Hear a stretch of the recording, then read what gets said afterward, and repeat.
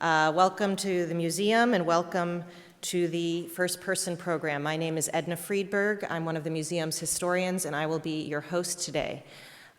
Just so Sam, our guest, and I have a little sense of who we're talking to, can you shout out where you're from, a few of you? Maine. Wisconsin. Ohio. Okay, go Midwest. Great. Thank you. Oh, Illinois. Thank you. My home state, Illinois. Thank you. Washington, Texas. Thank you, Sam. We have a lot of people.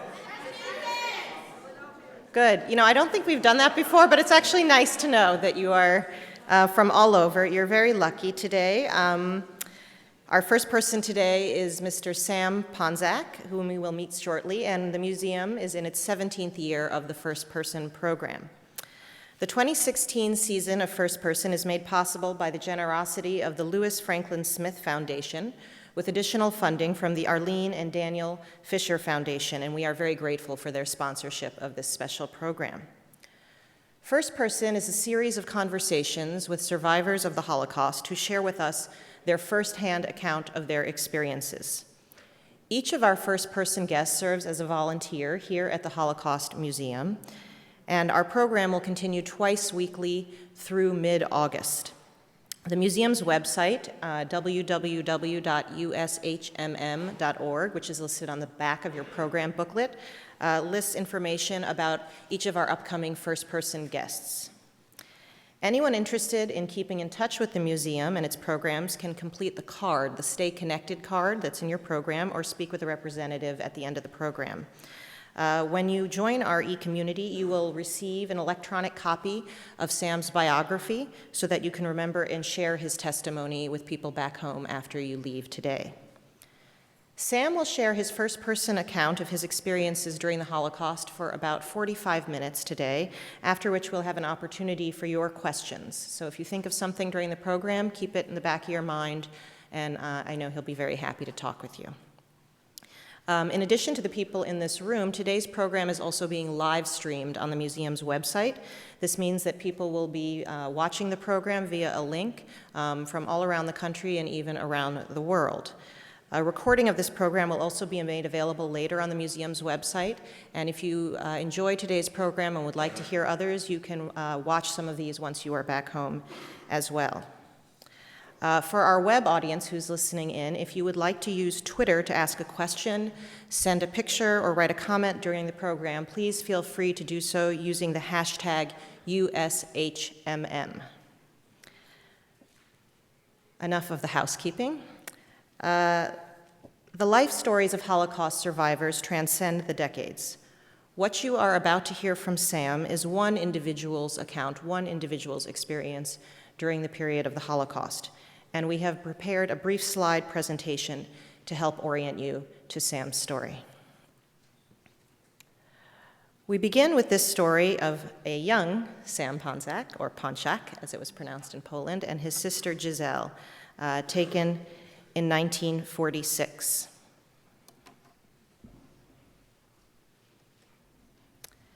Sam was born in 1937 in Warsaw, the capital of Poland, and that's indicated by the red arrow here. Here we see Sam's parents. His father, Jacob, was a tailor, and his mother, Sarah, was a seamstress. And these portraits were taken, if I'm not mistaken, in 1940. Is that right? Okay.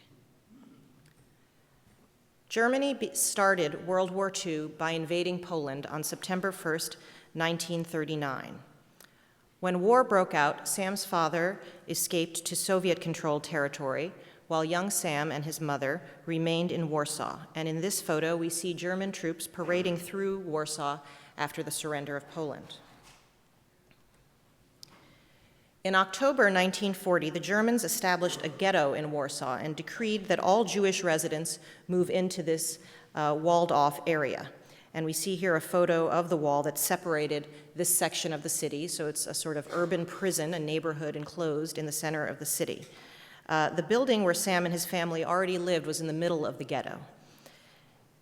And I do want to mention this is a special date in history, actually. Yesterday, April 19th, marked the anniversary of the start of the Warsaw Ghetto Uprising, which was a violent revolt started by Jews in the ghetto against the Germans, against all odds. It was the first urban uprising against Nazi Germany and was the largest and most symbolic of Jewish uprisings. Just a few thousand Jews held off, far outnumbered by German troops for almost a month. So it is very significant that we're talking about Warsaw today with Sam. Sam's mother, in November of 1940, took the risk to escape the ghetto, and we will hear those details in a moment. Eventually, Sam and his mother, pictured here just after the war, were able to reunite with his father. They were soon sent to a forced labor camp in Siberia in the Soviet Union, then to a town called Syktyvkar in the northern region of Komi. And finally, in 1944, they were sent to the town of Kherson in Ukraine, where Sam's little sister Giselle, who we see here, was born.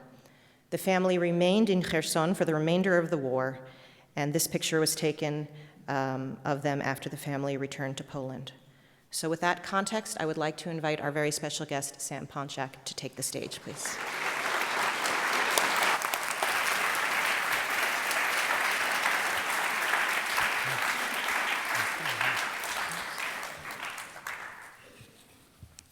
Good morning.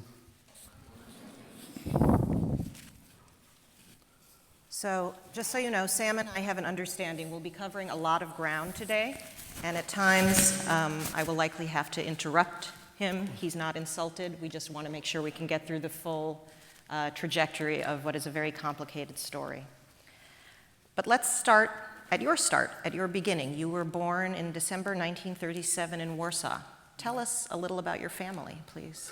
Well, my parents came from small little towns known as Cutlass in Poland. They left the towns in their early teens because there was no work and living was hard. So they moved to Warsaw, where they met. Actually, that's where my father have learned the trade as an apprentice, the trade of being a tailor, and my mother as well. Well, we lived in an area that later became part of the ghetto. It was very heavily Jewish populated. Actually, before the war, about 1/3 of Warsaw's population was Jewish. It was the largest Jewish community in Europe, right? That's true. It was the largest, very, very diverse politically, culturally, and so on. And my father was a good tailor, and became also a union organizer, what have you. So, and even though he finished only, I think, either 4 or 5 grades of school, he was well versed in politics. He told me that as a young man, he actually read the Das Kapital, which is this Bible of Marxist theory. Anyhow, so that's about my parents, right? My mother had a large family. There had 3 brothers and parents, and brothers who were carpenters and shoemakers, what have you, from small town. My parents were not, even though they were educated in the religion, in Jewish faith, but they were not really practicing Jews at the time. Yeah. So when war started in September 39, you were, are people hearing me?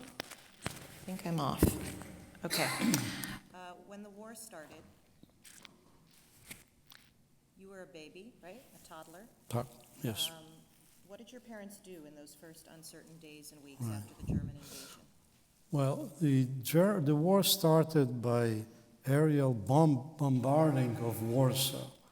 There was no much anti-aircraft artillery. Basically, the German Luftwaffe had control of the skies, and they burned, they strafed, they destroyed anything at will. To my knowledge, in that first months of war, about 20,000 people were killed, never mind wounded. and it was sheer bedlam because on the third day, as far as I know, of course, things I'm telling you is what I learned later or from what my parents were telling me.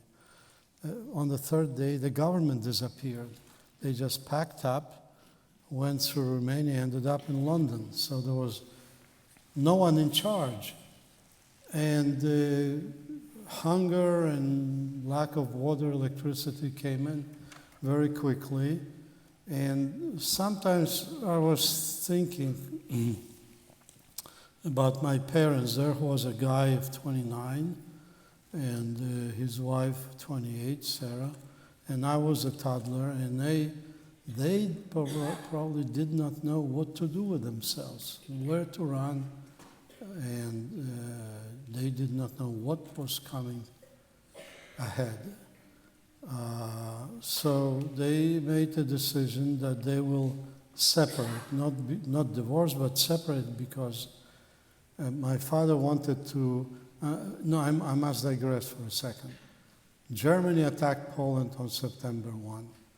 On September 17th, I believe, Soviet Russia attacked Poland from the east. So by the end of September, there was no Poland. It was either German-occupied part of Poland or Soviet-occupied part of Poland. So my father decided to try his fate and escape to the Soviet-occupied part of Poland. Most of the people did not know, but there was a treaty between Hitler and Stalin of non-aggression. So that was a deal that was basically unknown to the population, but the reality was very, very tough.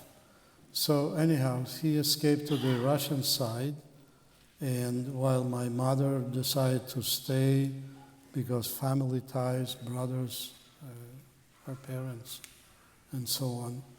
So luckily, the Pact allowed for a postal correspondence, so they apparently knew where they were. And I know during that time, sometime my father was working as a tailor in the Belarusia part of Soviet Russia, and I was with my mother. But they were able to exchange letters, you're saying? I presume. Unfortunately, I was either too young and stupid to ask the right questions when I could. When I got to the point where I knew what I wanted to ask, they weren't around anymore. So, there is a gap in my knowledge. But I do know that the postal agreement existed, and people wrote from one side to the other. So at some point, my mother saw the light, as it were, and decided to escape. Let's back up a second, though, because the first year, Warsaw is occupied. Right. Then in October 1940, the Germans established the ghetto, and as we described it, sort of around where you lived. They basically closed the wall, finished the wall around the ghetto. I think that the months after they attacked, Jews were already being forced to, Jews from the areas around Warsaw were being forced into the area of the future ghetto. And they were all identified with an armbands. You couldn't take off the armbands under penalty of death. If you were found that you took off the armbands and you were Jewish, there were no trial, you were shot on the spot. So that was the situation. And of course, the Polish population that lived in the old ghetto part was forced to move out, and the Jewish population from the rest of Warsaw, as well as from around Warsaw, was forced to move in. I personally think that the Germans at that time did not have a specific plan on how to liquidate all the Jews, but they did know that that would help if we keep them separate from the rest of the population and concentrated, and eventually behind a wall. So that took care of itself in some ways, because maybe 100,000 of them starved to death or from illnesses, and the majority were sent to their death in planned train cars, cars to Treblinka and other death camps, whose sole purpose was to kill. There was no work, there was no planned. Well, maybe I'm getting myself ahead. It's okay. I'm sorry. It's okay. So you've described the conditions in the ghetto, and just to make sure that the audience understands, when we're talking about tens of thousands of people forced into this area, it's an area of just a few square miles. So it's extremely crowded. There is no good sanitation, food shortages, disease, really a quite hellish place.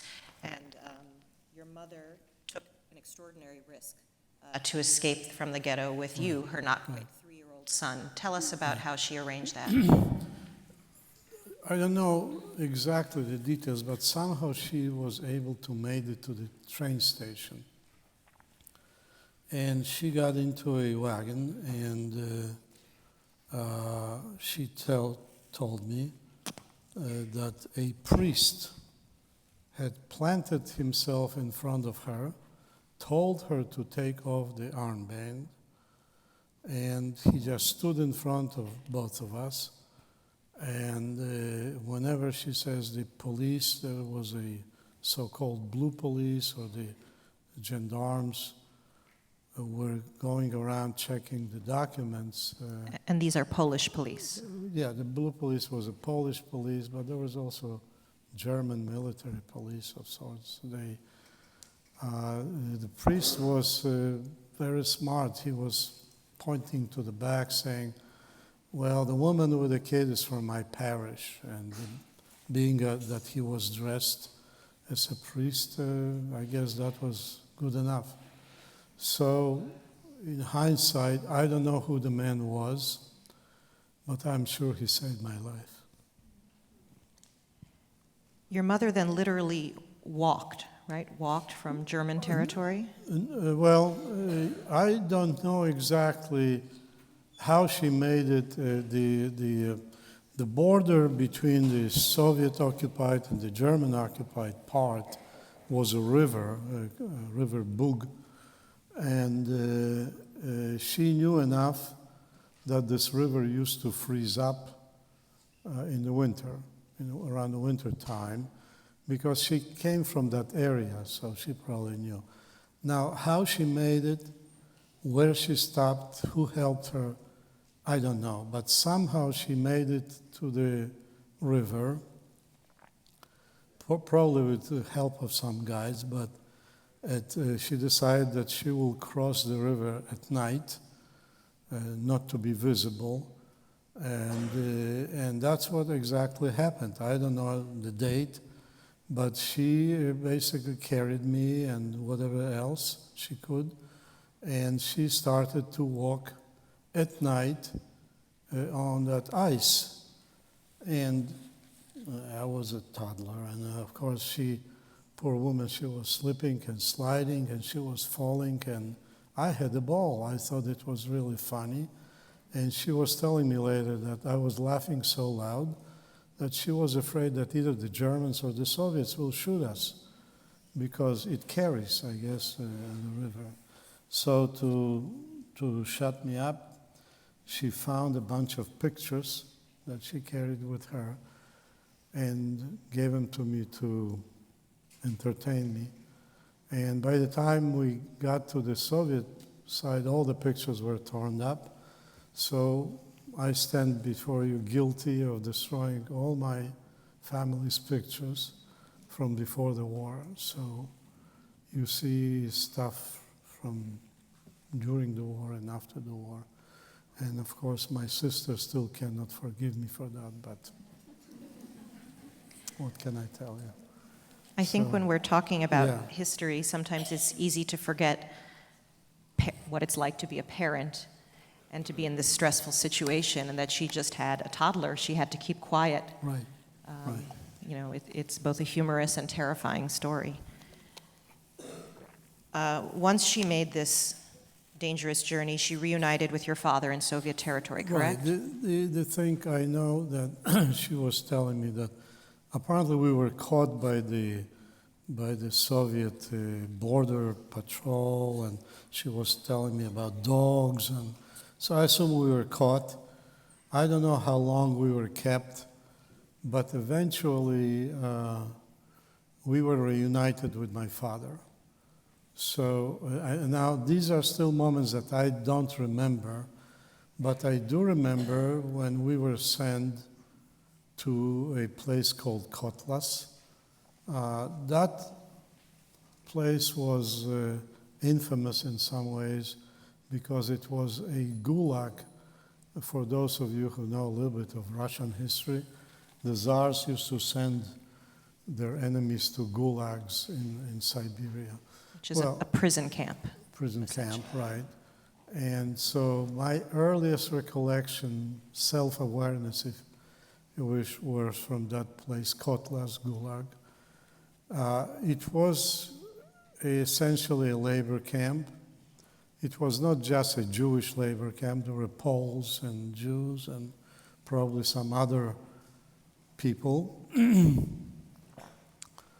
The camp was in the middle of the taiga, so it was guarded, but I don't remember any Russian or Soviet soldier with a machine gun or whatever standing over the people, but you couldn't escape anyhow because there was nowhere to escape. It was a taiga, it was woods for hundreds of miles. It's a few hundred miles south of the Arctic Circle.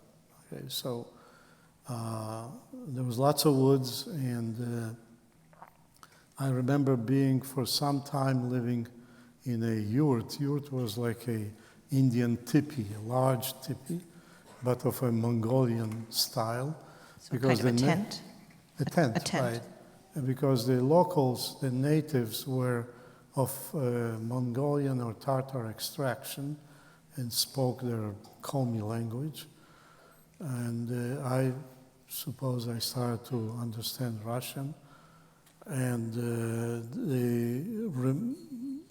my memories became more vivid, and I remember the camp. I remember my father standing in the river up to his neck, pushing the logs of the trees that they just hand cut with some other people. I think I do remember that the people looked very strange, they never smiled, but they were strange. And many, many years later, 20 or 30 years later, I asked my father, what was about these people? Why I do remember them, the way I describe. And he said, well, these were people who were mostly immigrants, mostly Jews, Poles, and they were put to work at something very hard. If they were a tailor, well, tailors work hard, but they don't have to cut these big trees and get in the river, push them around. And there were people who were doctors, accountants, you name it. They were just not used to that physical hard work. Of course, food was rationed. There were people who had so-called bad habits. If they smoked, there was no tobacco. They couldn't go and buy cigarettes, so they smoked moss, for example. Those who liked to have a drink, there was no vodka or wine, certainly. But for some strange reason, there was haute cologne, Now, later on, I found out that it does a lot of things to the brains when you drink. Cologne, like perfume, eau de cologne. Right. And of course, there was a lot of dying and hunger and exhaustion, etc. So that's the kind of, it's the expressions that I remember. And then some time later, we were sent to another place called Syktyvkar. We were sent by a barge. I remember being a few days on some barge. And in that town, we were given a place to live, and my father resumed his work as a tailor. My mother was a seamstress. And they didn't know what to do with me, so I was hanging around with them in their factories for a while. So I remember them sewing these winter jackets for the Soviet army. And I suppose it must have been end of 41, because I'm guessing that was already the time when the war between the Germans and the Soviets started in the summer of 41. Yeah. Just to clarify for a second, in the first place where you were, very remote, desolate, near the Arctic Circle, when you're describing the labor that your parents and others were doing, they were not being paid for this. This was forced labor. No, they got paid by food. You know, there was no payment. They were given a portion of, there were carts, and they, well, later on I remember they were cutting out, they got a piece of butter or some bread or meat or whatever. It was all rationed. They were rationing carts. And I must point out, it was not just for these refugees. If I remember or think, the local population had made more or less the same fate. They were also poor. They also lived miserably. So there was no differences, not much difference between the local natives who were not drafted, because most of the Soviet young people, and women and men, were drafted to the war, to the army, and those who remained were mostly older people. Yeah. And while you were in the Soviet Union, your mother became pregnant, did she not? Yes. That's a painful memory, because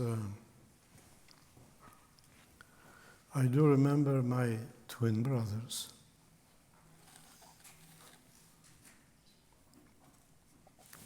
Excuse me. It's okay, take your time. I remember they were born, and then I remember they died. Maybe it was a matter of a few months. Just the conditions. I don't know why. We never discussed it, but I remember. Sam, while you were in the Soviet Union under these harsh conditions, did you attend school at all? Yes, I did. I guess after a while, I was sent to what was equivalent to maybe kindergarten in Komi. And the thing that is really funny, because I didn't know what it was, I saw an elephant, a real live elephant, in that Siberia. And I couldn't stop wondering. And now when you think about it, when the Russians were withdrawing from the German onslaught, they moved everything they could, including the animals in the zoo.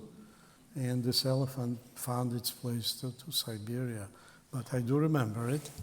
And I already started to become aware that there was a war.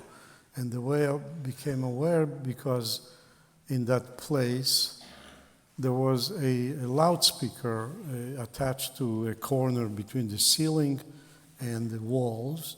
And every day, in a very, very serious voice, some speaker was announcing that our brave soldiers had withdrawn in organized fashion from such and such town, and they didn't say retreated, they say withdrawn to another town. And that went on, so So somehow, you become aware that there is a war going on, because for a kid, almost any situation, as long as they are not very hungry, is like a normal situation. That's how it is, If you make a toy, you play with it, and if it breaks, you make another toy. But and then I remember it must have been after 1942 when the famous Battle of Stalingrad happened, because I remember the same voice announcing that today our glorious army, blah, blah, blah, has conquered or freed some town. So the war was going the right way. And the glorious army was the Soviet army. Of course, the glorious army was the Soviet army, and the enemy was the German army, of course. And sorry, I'm going to interrupt one more second just to make sure the audience is with us. Sam had mentioned that Germany and the Soviet Union had a pact. They were allies. Yeah. And then in June 1941, the Germans betrayed that pact and launched a surprise attack against the Soviet Union. So Sam and his family had been in friendly to German territory, and now we're in territory that was an enemy of Germany. Excuse me. So you're in Ukraine for several years then at this point, right? What happened was that the Soviet government was trying to persuade people like my father to assume Soviet citizenship for whatever reason. And they chose not to do that because they did not know what was going on in Poland. I mean, all that time, excuse me, they were not aware. But they decided not to take this offer. And I think because of that, the Soviet government has sent us from Siberia to Ukraine, which was much closer to the Polish territory. It was warmer, of course, and there were many hundreds of thousands people like us.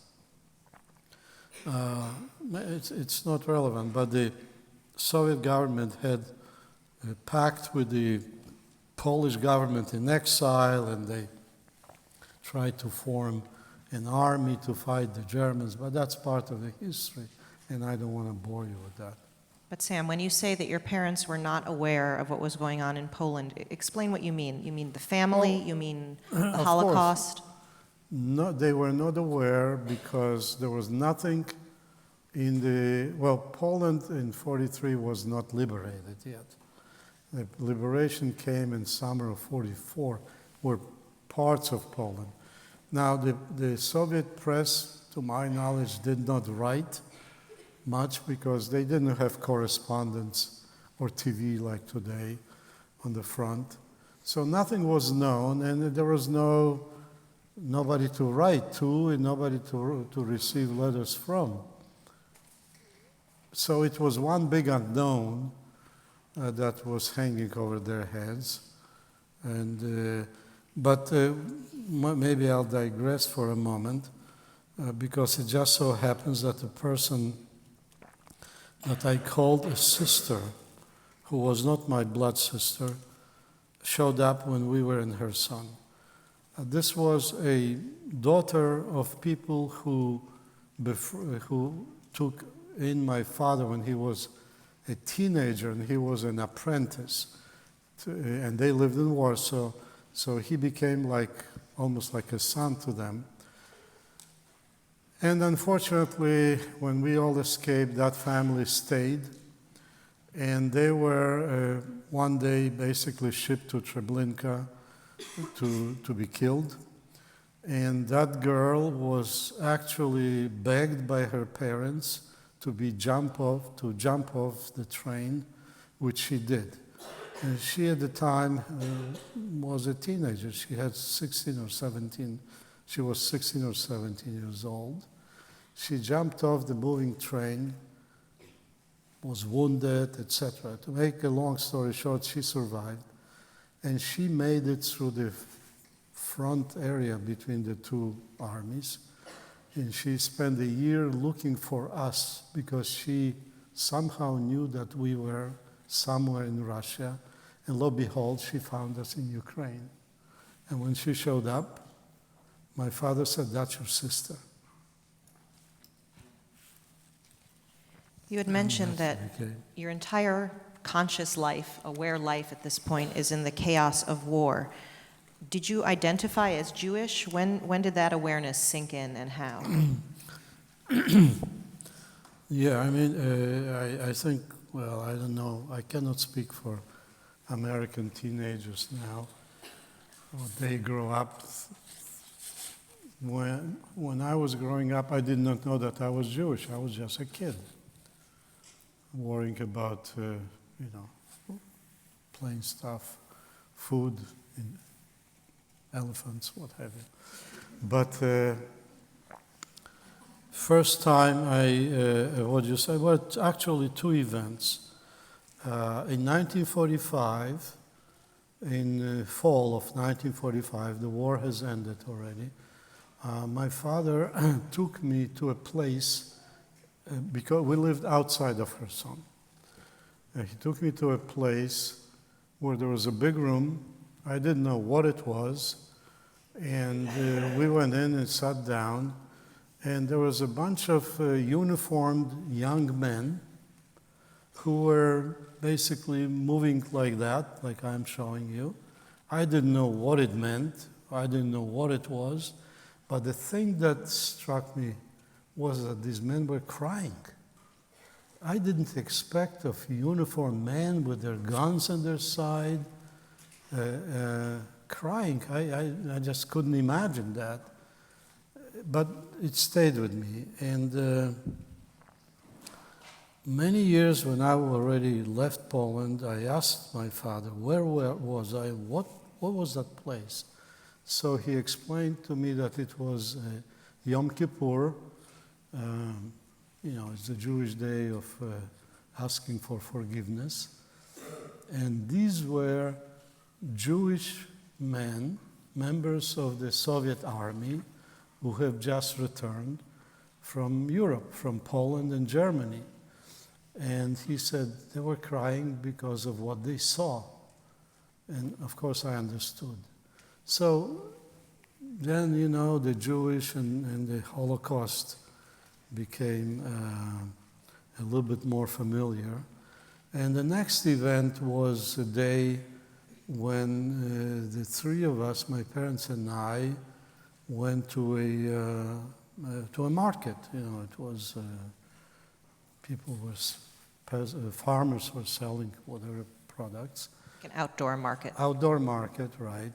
And we walked by a guy, a man, who was a paraplegic, had no legs, and he was sitting on a little platform with wheels and pushing himself.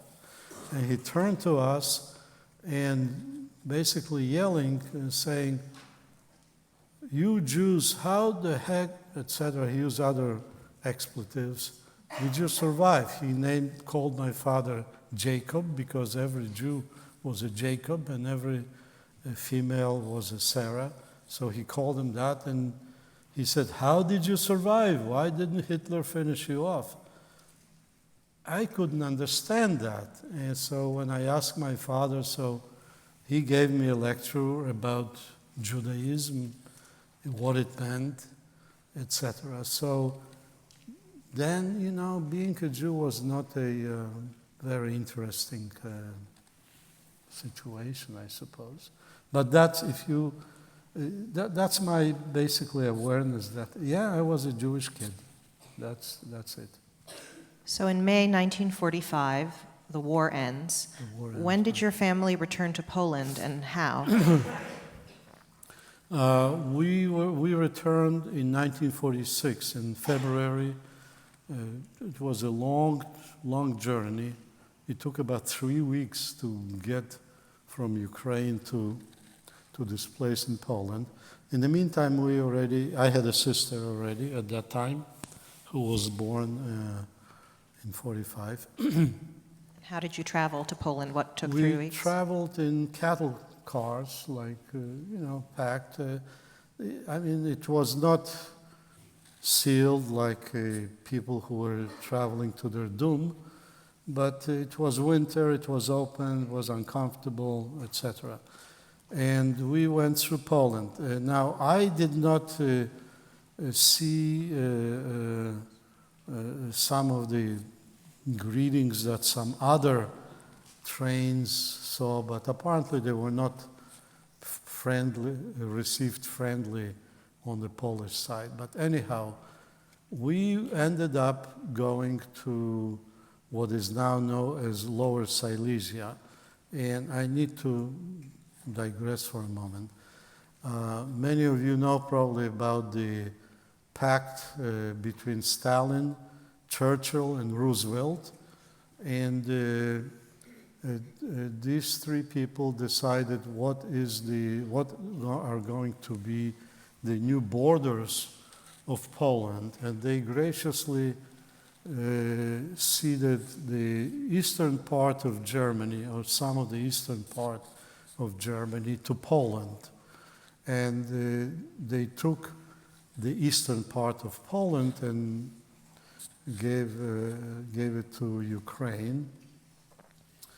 So the place we came still had the German name, Reichenblatt, I forgot.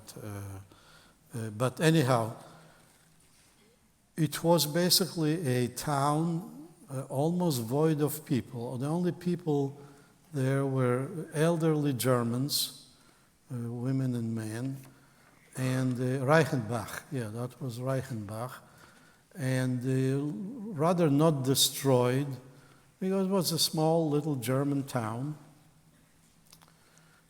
At the same time, there were trains of people like us coming from Russia. In my case, we were from Warsaw, but Warsaw was destroyed. It was literally about 90-some% leveled. Especially in Ghetto, there was nothing standing. So we were automatically sent to an area that had apartments, streets, etc. At the same time, there was a Polish population that lived in the eastern part of Poland that now suddenly became Soviets, but many of my friends from there. And they had to find, and they who either survived there in place by hard to believe conditions, some hiding in godforsaken holes somewhere, or hiding in woods or being hidden by some Polish people or even Ukrainians. Those people could not find a place to live either because of the complications with what happens to the apartments, the shops of the Jews that were killed. So all these people were going west and ended up in towns like this Reichenbach, which later became Dzierżoniów. And it's almost hard to believe, but there were about 25,000 or 6,000 Jews in one place in this little town. Now, I should add too that that's for the first time I understood, I didn't understand at the time, but I saw ethnic cleansing. Because what happened was that the few Germans that remained were impolitely asked to move on, to get the heck out, move to Germany, wherever, Eastern, Western, because at that time all these things were not well defined. We're talking about 1946.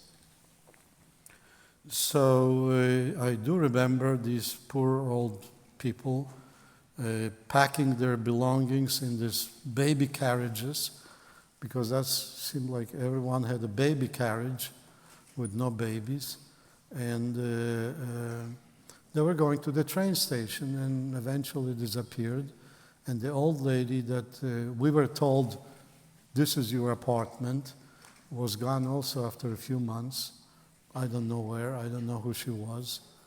But I ended up discovering a real apartment with a kitchen and a room and a bathroom, even though the bathroom was in the staircase on the stairwell. But nevertheless, it was not an outhouse. So I was a very happy kid. I did not know Polish, of course, because then Russian became my first language, and now I had to learn how to speak Polish. But anyhow, so that's another story. No, and part of why it is confusing is it was a confusing time. There were people being moved out of where they had lived, people coming back who had been gone for years.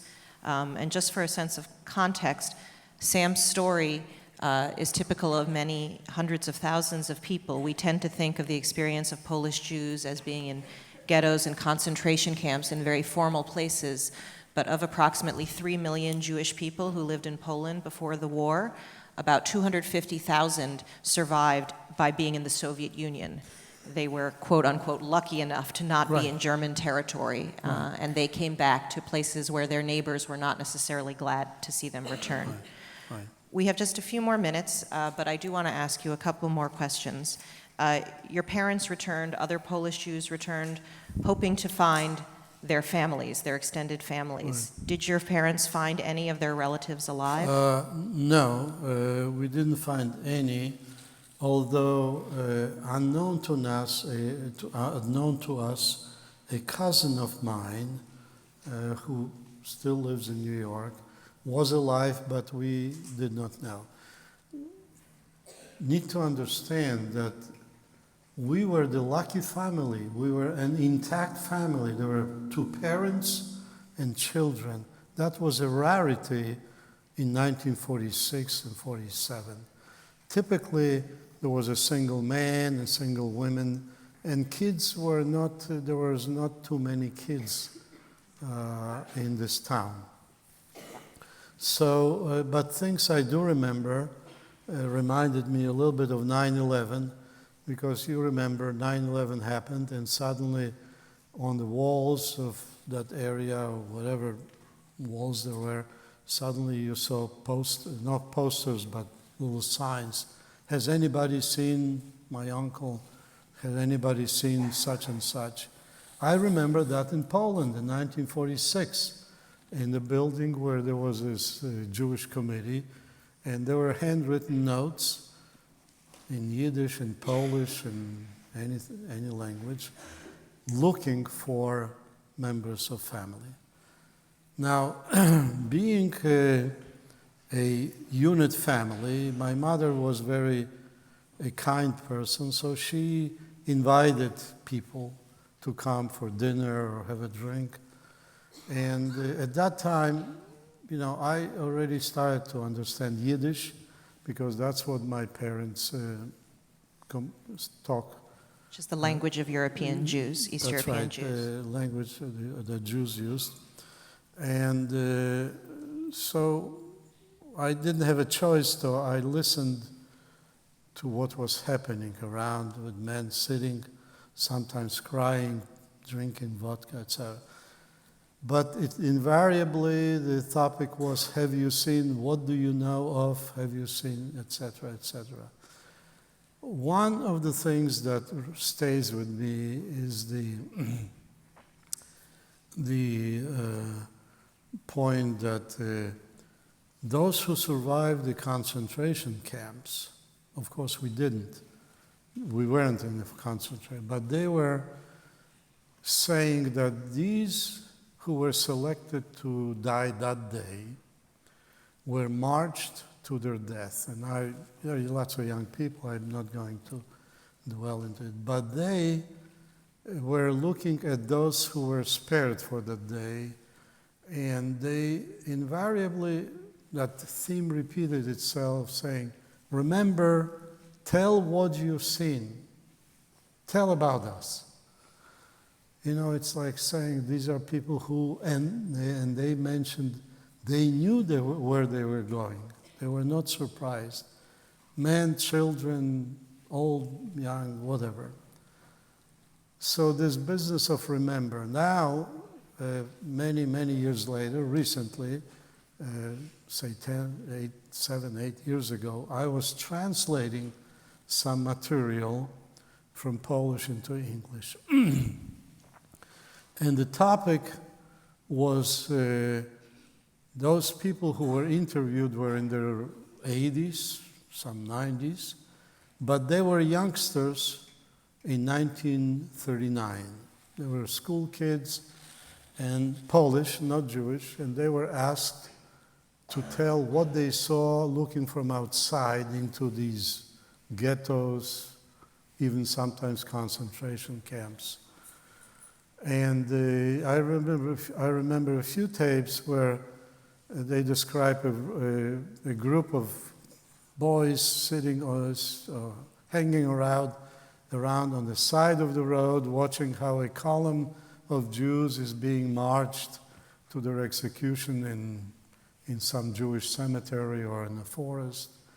And it was the same thing. These people were yelling out to the kids on the side road, pray to Jesus, pray to God, tell everybody what happens to us, tell everybody. And, and then when I saw these tapes, I remembered the theme, tell.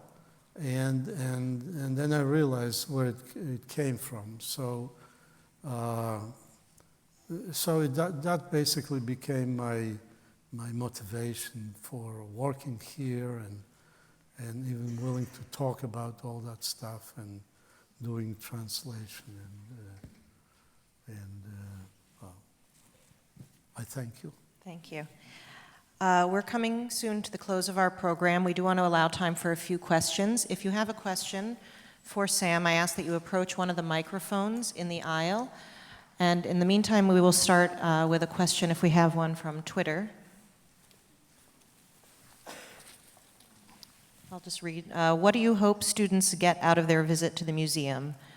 Douglas Brown is asking. Well, I hope that they learn a piece of history, real history. This is what happened. I'm one of the lucky ones, our generation is going.